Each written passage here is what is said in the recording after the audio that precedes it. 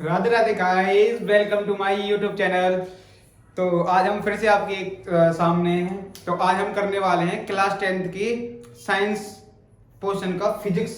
ठीक है, तो आज क्लास 10th की फिजिक्स करने वाले हैं बेटा। इसका पहला चैप्टर है रिफ्लेक्शन ऑफ लाइट। ठीक है बेटा, प्रकाश का परावर्तन। आज हम देखेंगे प्रकाश का परावर्तन क्या होता है बेटा। ठीक है, तो जैसे आपका मैथमेटिक्स का चल रहा है ना बेटा, ऐसे ही अब साइंस का भी चलेगा। ठीक है, तो पहले हम फिजिक्स को कवर अप करेंगे। ओके, तो आइए समझते हैं प्रकाश का परावर्तन क्या होता है बेटा। बहुत इंपॉर्टेंट चैप्टर है, यहाँ से न्यूमेरिकल भी बनते हैं बहुत सारे।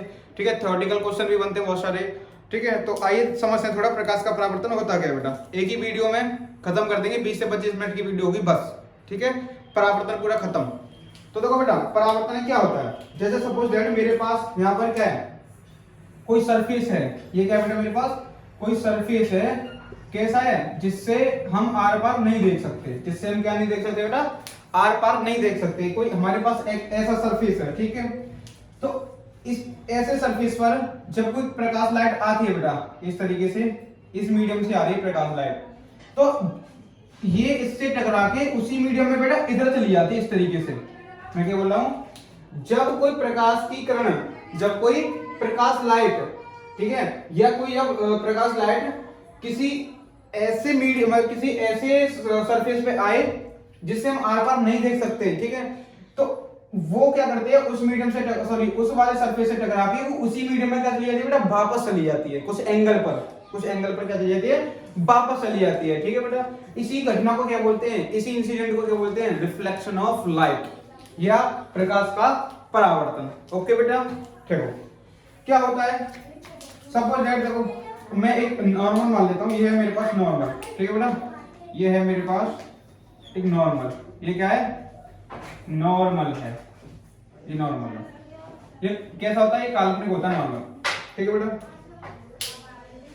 ये कैसा है, देखो ये आने वाली जो रे होती है ना, इसको बोलते हैं बेटा इंसिडेंट रे। क्या बोलते हैं, आपतित किरण। आपतित किरण। ठीक है बेटा, इसको बोलते हैं incident ray. Incident ray. Okay बेटा, देखो ये यहां से टकराई और ऐसे चली गई, तो इसका परावर्तन कहां से कहां तक हुआ होगा, ये यहां से यहां तक हुआ है। ठीक है, तो इसको बोलते हैं बेटा रिफ्लेक्शन रे। क्या बोलते हैं, रिफ्लेक्शन रे। रिफ्लेक्शन रे। ठीक है बेटा, हिंदी में बोलते हैं इसको परावर्तित किरण। परावर्तित किरण। ठीक है, इस तरीके से। और ये होता है हमारा नॉर्मल, इसको बोलते हैं अभिलंब। क्या बोलते हैं, अभिलंब। ठीक है बेटा, इस तरीके से होता है। आगे भाई मेरी बात समझ में, हाँ। तो ये होती है हमारी इंसिडेंट रे, ये होती है हमारी रिफ्लेक्शन रे। अब ये नॉर्मल और ये इंसिडेंट रे के बीच में बेटा एक एंगल क्रिएट होता है। ठीक है, ये एंगल क्या हो रहा है, एक एंगल बन रहा है। इस एंगल को बोलते हैं बेटा इंसिडेंट एंगल। क्या बोलते हैं, इंसिडेंट एंगल आई। ठीक है, और रिफ्लेक्शन और नॉर्मल के बीच में भी एक एंगल बनना है, जिसको बोलते हैं रिफ्लेक्शन एंगल आर। ठीक है बेटा, आपको समझ में आई होगी। एक और बात सुन लो, रिफ्लेक्शन के लिए कंडीशन क्या पहले होती है बेटा, रिफ्लेक्शन कब होगा। ठीक है, रिफ्लेक्शन बेटा, रिफ्लेक्शन के लिए एक कंडीशन होना चाहिए कि जो हमारा एंगल आई है ना, वो एंगल आर के इक्वल होना चाहिए, तभी हमारे पास बेटा रिफ्लेक्शन होना पॉसिबल है। ठीक है, तभी रिफ्लेक्शन हो सकता है, वरना रिफ्लेक्शन नहीं हो सकता। आई होप आपको मेरी बातें समझ में आई होंगी बेटा। ठीक है, अब देखो इनकी टर्मिनोलॉजी समझते थोड़ा, होता क्या क्या है। देखो इस वाले पॉइंट पर आ रही है, तो ये होगी हमारे आपतित किरण, इंसिडेंट रे, ये परावर्तित किरण। और ये वाले पॉइंट को बोलते हैं परावर्तक बिंदु। क्या बोलते हैं बेटा, परावर्तक बिंदु या रिफ्लेक्शन पॉइंट। रिफ्लेक्शन पॉइंट, ये होता है रिफ्लेक्शन पॉइंट। ठीक है बेटा, इस तरीके से याद रखोगे आप लोग, ये होता है रिफ्लेक्शन पॉइंट। तो यहाँ पर देखो डायग्राम से हम समझ लेंगे कि जब कोई प्रकाश किरण या लाइट, जब कोई सनलाइट किसी इस तरीके के सरफेस पे आए जो पॉलिशदार और चिकना हो, तो उससे वो टकरा के क्या हो जाती है बेटा, वो क्या हो जाती है, उसी मीडियम में वापस चली जाती है, back to sorry it's medium. ठीक है बेटा, तो इसको बोलते हैं reflection of light. I hope आपको समझ में आया होगा बेटा। ठीक है, ये होता है रिफ्लेक्शन ऑफ लाइट। अब देखो थोड़ा सा इसके परावर्तन के नियम होते हैं, कुछ नियम समझो। पहला नियम होता है बेटा, देखो यहाँ पर डालना रूल्स ऑफ रिफ्लेक्शन या लॉ ऑफ रिफ्लेक्शन। रिफ्लेक्शन के नियम क्या होता है, रिफ्लेक्शन के नियम बेटा, पहला नियम होता है बेटा कि एंगल आई और एंगल आर क्या होने चाहिए, इक्वल होने चाहिए, तभी क्या होगा हमारे पास रिफ्लेक्शन होगा। ठीक है, पहले ही तभी हमारे पास क्या होगा, रिफ्लेक्शन हो सकता है। दूसरा बेटा कि देखो इंसिडेंट रे, रिफ्लेक्शन रे और नॉर्मल एक ही पॉइंट पर लाई करते हैं, ये भी एक दूसरा नियम है, लिख लेना आप, ज्यादा इंपॉर्टेंट नहीं है। ठीक है बेटा। और दूसरा देखो एक और है कि इंसिडेंट रे और रिफ्लेक्शन रे दोनों कैसे होते हैं, इक्वल, जैसे मतलब एक ही मीडियम में जाती है। इंसिडेंट रे और रिफ्लेक्शन रे एक ही मीडियम में होती हैं, इस तरीके से याद रखना। ठीक है बेटा, हाँ जी, नोट करो यहाँ पे जल्दी से। चलो अब आगे चलते हैं हम।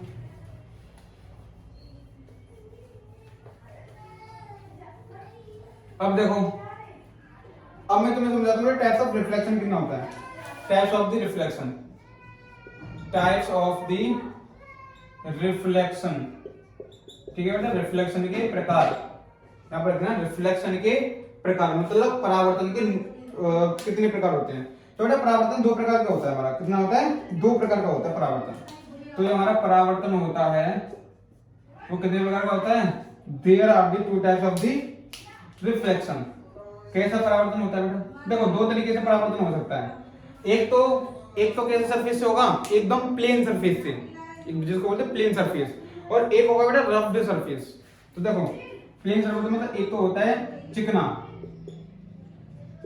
चिकना समतल, मतलब इसको बोलते हैं प्लेन सरफेस। ठीक है बेटा। दूसरा होता है हमारे पास खुरदरा समतल, इसको बोलते हैं रफ, क्या बोलते हैं, रफ्ड सरफेस। तो देखो किस तरीके से, थोड़ा समझो आप, ये मेरे पास प्लेन सरफेस है बेटा, ठीक है, इस तरीके का। तो इस प्लेन से जो सरफेस, जो रिफ्लेक्शन होगा, इस प्लेन से जो रिफ्लेक्शन होगा, ये आई रे और ये गई रे। ठीक है बेटा। तो इस वाले रिफ्लेक्शन को क्या बोलते हैं बेटा, इसको बोलते हैं रेगुलर रिफ्लेक्शन। क्या बोलते हैं, रेगुलर रिफ्लेक्शन। हिंदी में बोलते हैं बेटा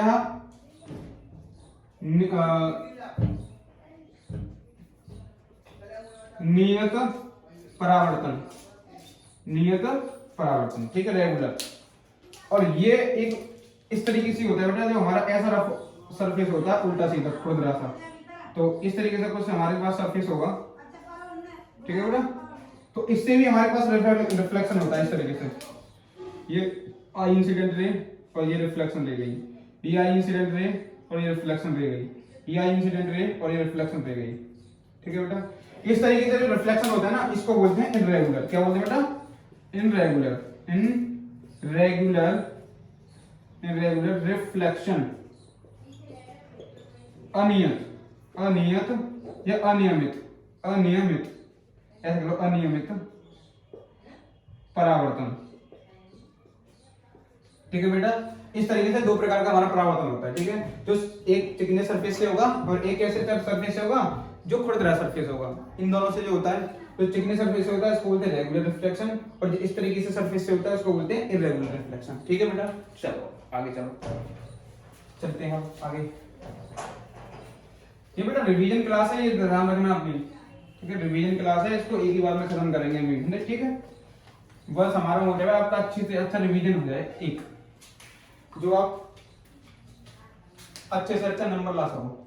यहाँ पर लिखना बेटा, अब देखो यहाँ पर पढ़ेंगे मिरर। क्या पढ़ेंगे बेटा, मिरर मतलब दर्पण। क्या बोलते हैं इसको, दर्पण।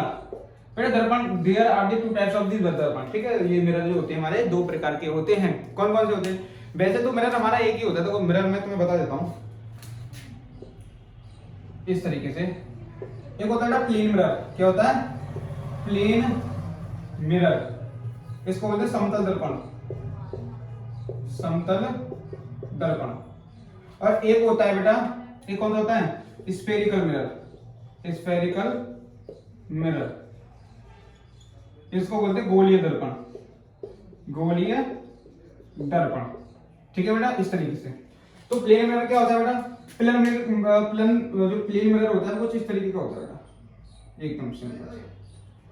ठीक है, इसमें क्या होता है, अगर तुम यहाँ से देखो, अगर तुम लोग यहाँ से ऐसे u दूरी पर तुमने कोई ऑब्जेक्ट रख दिया, ठीक है, ये ऑब्जेक्ट है, तो इसका जो इमेज बनेगा ना वो u डिस्टेंस पर ही बनेगा। इसका ऑब्जेक्ट जो इसका इमेज जो होगा, u डिस्टेंस पर इसके पीछे, इतना ही बड़ा बनेगा सेम टू सेम।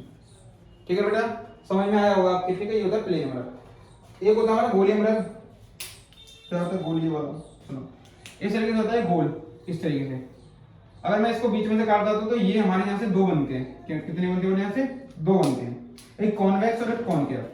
एक होता है कॉन्वेक्स और एक कॉनकेव। कॉनकेव, कॉन्वेक्स को बोलते हैं उत्तल दर्पण, उत्तल दर्पण, और एक होता है हमारा अवतल दर्पण, अवतल दर्पण।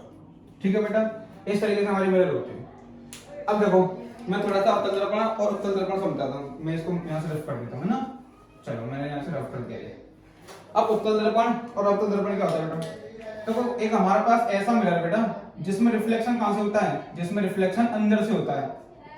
जिसमें क्या होगा बेटा? रिफ्लेक्शन अंदर से होगा। उसको बोलते हैं, क्या बोलते हैं? कॉनकेव। ये हमारे पास क्या है? कॉनकेव मतलब अवतल। क्या है बेटा? ये अवतल दर्पण है। और एक ऐसा दर्पण, एक ऐसा मिरर जिसमें रिफ्लेक्शन बाहर से होता है और लेप अंदर से लगा होता है, इस तरीके से, उसको बोलते हैं कॉन्वेक्स। क्या बोलते हैं? कॉन्वेक्स अवतल दर्पण। इसको बोलते हैं उत्तल, सॉरी, इसको क्या बोलते हैं? उत्तल दर्पण। आई होप आपको बेटा समझ में आएगी मेरी बात है। ठीक है, तो जल्दी से आप इसको नोट कर लीजिएगा। अब हम दर्पण की जो कुछ देखो प्रिंसिपल एक्सिस क्या होती है, फोकल लेंथ क्या होती है, ठीक है, मेन फोकस क्या होता है, रेडियस ऑफ कर्वेचर क्या होता है, ये सारी चीजें समझते हैं। ठीक है, चलो फटाफट फटाफट अभी देख लेते हैं।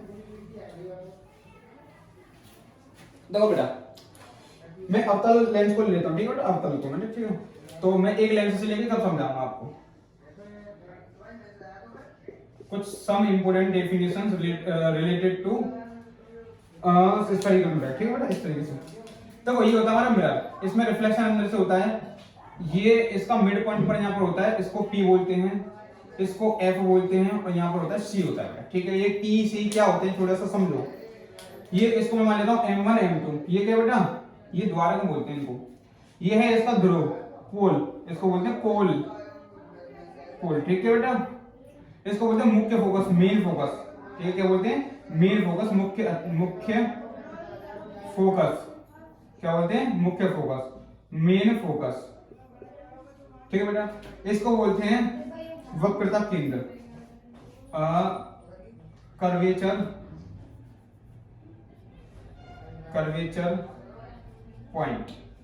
कर्वेचर पॉइंट होता है C। ठीक है बेटा, इस तरीके से समझना आपको। अब देखो यहां से लेके यहां तक की जो डिस्टेंस होती है, पोल से लेके और F तक की डिस्टेंस होती है, उसको बोलते हैं स्मॉल f। क्या बोलते हैं बेटा? स्मॉल f होती है। ठीक है, और पोल से लेके C तक की जो डिस्टेंस होती है, इसको बोलते हैं r। ये स्मॉल f क्या समझो थोड़ा सा। ये स्मॉल f है बेटा फोकल लेंथ। क्या है ये? फोकल लेंथ, फोकल लेंथ है ये। इसको बोलते हैं फोकस दूरी, फोकस दूरी। और ये r क्या है बेटा? ये है वक्रता त्रिज्या। क्या है ये? वक्रता त्रिज्या मतलब radius of curvature, radius of curvature. ठीक है बेटा, आपको तो समझ में आया होंगे सारे ये। तो देखो ये मिड पॉइंट को, जो हमारे मिरर होता है, मिरर के मिड पॉइंट को क्या बोलते हैं? पोल बोलते हैं। और इससे f डिस्टेंस पर, स्मॉल f डिस्टेंस पर एक कैपिटल F होता है, जिसको बोलते हैं फोकस, मेन फोकस बोलते हैं। ठीक है बेटा, और ये C होता है, इसको बोलते हैं कर्वेचर पॉइंट। ठीक है बेटा, ये कितनी दूरी पर होता है? ये r डिस्टेंस पर होता है। r को क्या बोलते हैं? वक्रता त्रिज्या या रेडियस ऑफ कर्वेचर। अच्छा ये क्या होता है फिर? ये पूरा, ये जो एक इसके ऊपर जो तीनों पॉइंट लाई करते हैं, P, F और C, ये तीनों लाई करते हैं, इसको बोलते हैं बेटा प्रिंसिपल एक्सिस। क्या बोलते हैं? प्रिंसिपल एक्सिस, मुख्य अक्ष। क्या बोलते हैं? मुख्य अक्ष या मेन एक्सिस भी बोल सकते हैं। ठीक है बेटा, इस तरीके से। ऐसे देखो ये मैंने कौन सा लिया है? कॉनकेव लिया है, कॉनकेव। कौन सा लिया बेटा मैंने? कॉनकेव लिया है, ये कॉनकेव। ठीक है, ऐसे कॉन्वेक्स में भी होता है। मैं कॉनकेव होता, ये अवतल लिया, अवतल से मैंने समझाया आप लोगों को। ठीक है बेटा, आई होप आपको ये सारी बातें समझ में आई होंगी मेरी। ठीक है, ओके, चलो आगे चलते हैं। अब देखेंगे बेटा साइन कन्वेंशन। ठीक है, साइन कन्वेंशन तो अभी नहीं देख रहे। ठीक है, अब थोड़ा सा पहले मैं देखो बताऊंगा मिरर फॉर्मूला। देखो यहाँ पर mirror formula, mirror formula. Mirror formula क्या होता है? इसको बोलते हैं दर्पण सूत्र। क्या बोलते हैं बेटा? दर्पण सूत्र। क्या होता है दर्पण सूत्र बेटा? दर्पण सूत्र होता है बेटा फोकल लेंथ, मुख्य फोकस मतलब फोकल लेंथ, और मिरर से कितनी डिस्टेंस पर कोई ऑब्जेक्ट रखी हुई है। देखो मैं सब थोड़ा समझा देता हूँ मिरर फॉर्मूला कैसे है। मतलब मेरे पास कोई ये मिरर है, ठीक है बेटा, इस तरीके से। सपोज दैट ये मेरे पास P है, ये मेरे पास F है और ये मेरे पास C है बेटा, ठीक है। इससे मैं मान लेता हूँ कोई मेरे पास ये ऑब्जेक्ट रखी हुई है, ऑब्जेक्ट क्या मेरे पास ये AB कोई ऑब्जेक्ट है, और इससे इसकी दूरी कितनी मान लूं मैं? U मान लेता हूँ। कितनी बेटा? U डिस्टेंस रखी हुई है। और इसका जो वो करना है ना, इसका इमेज बनना है इससे बड़ा, इसका इमेज इससे बड़ा बनना है यहाँ पर। इसको बोलूंगा बेटा मैं B डैश और A डैश, ठीक है बेटा। ये A डैश और B डैश है, ठीक है। और इस इमेज की डिस्टेंस मान लेता हूँ V। क्या मान लेता हूँ मैं? V। और इसकी फोकल लेंथ की ये डिस्टेंस है स्मॉल f। तो ये F, U और V में एक रिलेशन था, और ये रिलेशन ये था बेटा कि F 1/f equals to 1/v और प्लस के 1/u। ये होता है बेटा मिरर का फॉर्मूला, ठीक है बेटे, इस तरीके से इसको बोलते हैं मिरर फॉर्मूला, ठीक है। सबके लिए, पूरे मिरर के लिए यही लगता है। अच्छा सुन लो, अब देखो साइन कन्वेंशन देख लो, इसको बोलते हैं चिन्ह परिपाटी। चिन्ह परिपाटी, चिन्ह परिपाटी क्या होता है? Sign convention, sign convention, convention, sign convention, ठीक है। साइन कन्वेंस कैसे करते हैं? देखो बेटा, मैं एक होता है हमारे पास अवतल दर्पण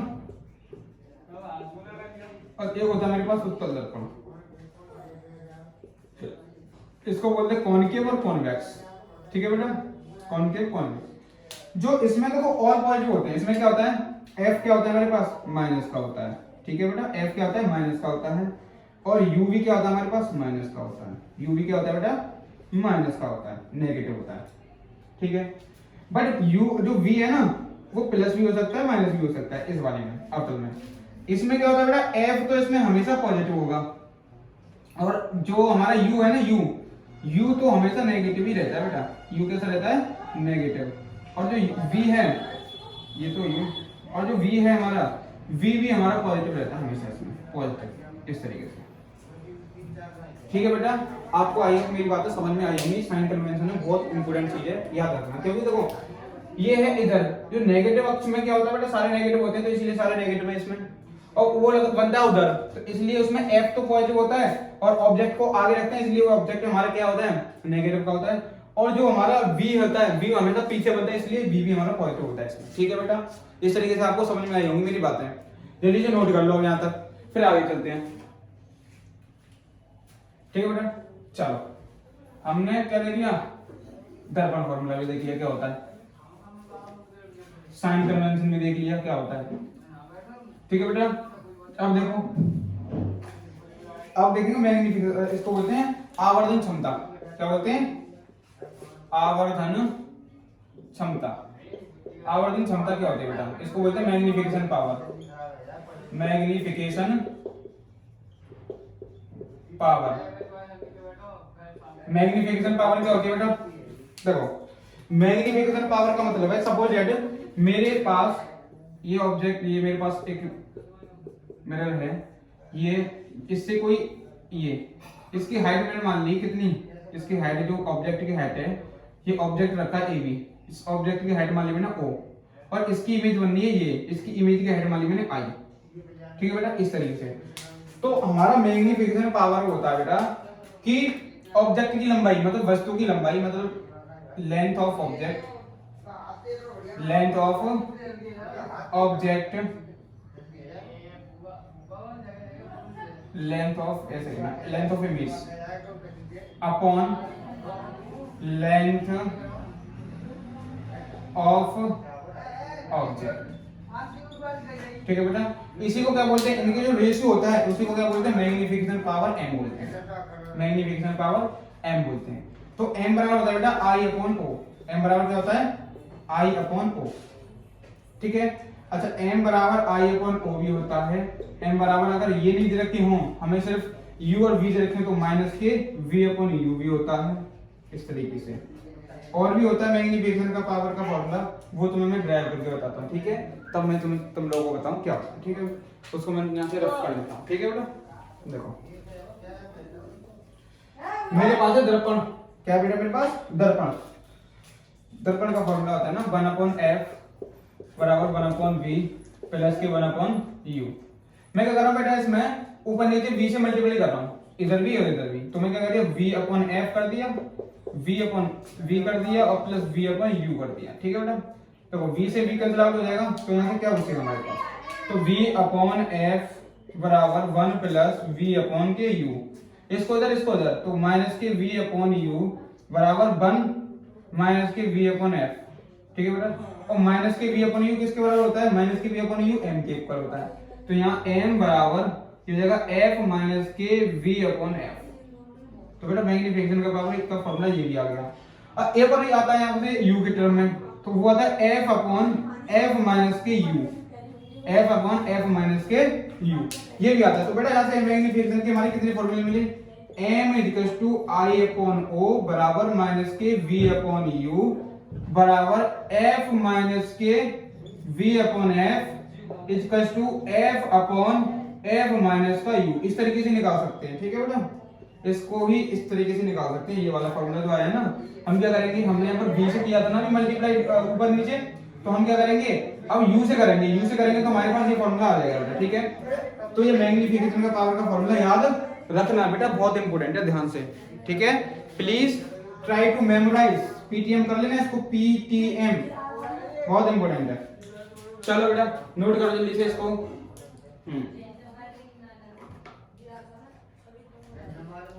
रफ कर दो इसको, हाँ जी रफ करना है। चलो